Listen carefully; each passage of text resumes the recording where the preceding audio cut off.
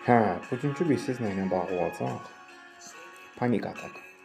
Bu ilkində anidən şoka düşmə, soyuq tərləmə, ürək döyüntüsü şiddətli şəkildə və anidən sanki öləcəksən.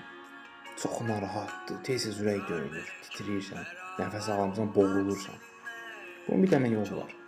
O anda gözləri yumursan. 3-4 saniyə ürəyində say və nəfəs al. Asta-asta və yaxşı bir şeylər düşün.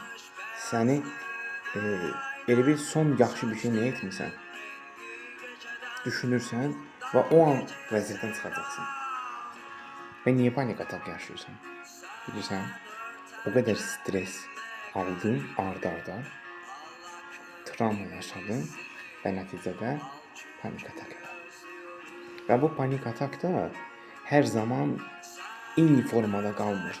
Azdan çoxa doğru artır, çoxdan aza doğru düşür. Və hansı hallarda?